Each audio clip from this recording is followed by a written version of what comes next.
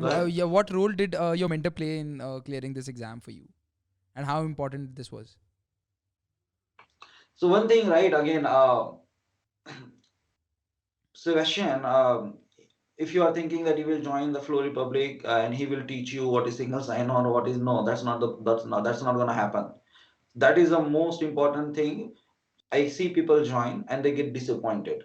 Oh, I was expecting he is going to talk to me how the Heroku works, etc. etc. No, see, if you're joining that class, you're already application architect, you're already system architect. That means technical is not a problem. You already cracked those exams. What he will do is he will coach you in your thinking. Okay, how to think, how to solution. If judges is asking you a question, what they are expecting as an expecting back from your answer, right? So that is the part, crucial part he played. Okay, and that shifted my whole um, approach of preparing for CTA.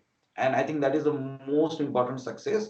If you are going into the battle, right, you need to study your enemy or your environment. That's the CTA. If you're going into the CTA, you really need to know what is expected from that exam from you. So, So that's where he played very important role. so would you recommend everyone to have a mentor if you're preparing for the CTA exam? 100%.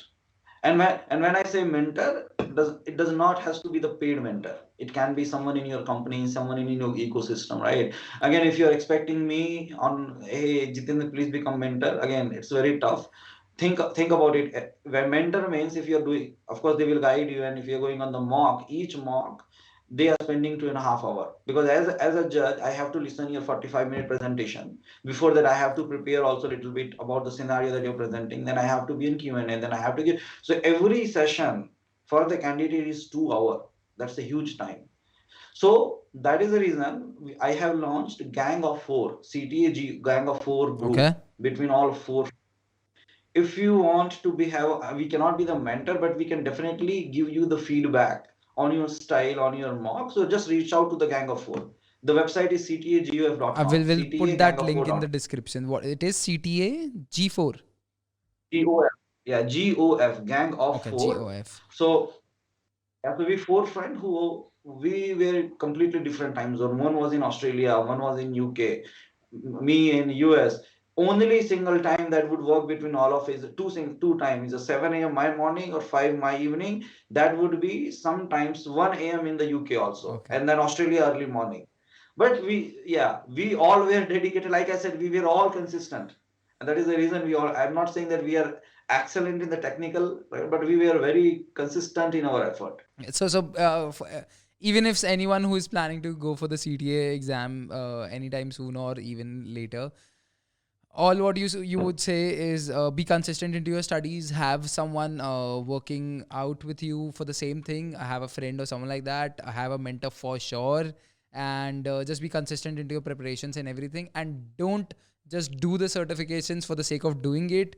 Read those documentations and learn it, because at the end of it, all what you have been learning to clear all of these certifications is going to be very very important in order to clear that review board exam. Is that what you're saying?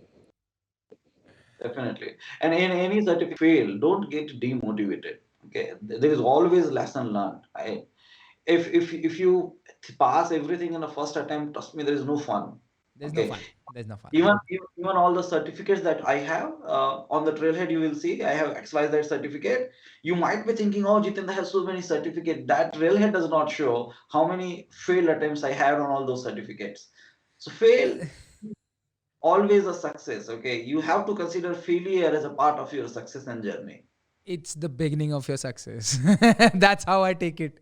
I Yeah, mean, yeah. there was one so I'm not much into certifications right now, because I am doing different things altogether, which keeps me apart from the technical stuff, which I do not like about which is the part that I do not But like about my job, but I have got no choice. So see, like I said, everybody have their priority, their life, and their ambition, right? yeah. So yeah, definitely that's complete. I will say to all of on the call, right? It's completely okay not to have a certificate. When I am interviewing, so I have rejected people with 20 certificate, and I have accepted people with the two certificate. That's the case also, right? So it's not the only thing when you are coming as a certificate, only thing that shows is okay, you are very serious about your career and you have put up the effort. That is the only significance of the certificate on your resume. You still have to go through the interview process. Within a 10-minute interviewer would know that certificate are worth or not of your knowledge anyways, because Exactly. It's gonna ask. but people think that it's a proof of the knowledge that you have, but instead it actually makes your interview a little difficult for you if you have more Yeah, certification. exactly. That's a very good point, Shreya, right? Any team member in IBM or when I'm interviewing, right?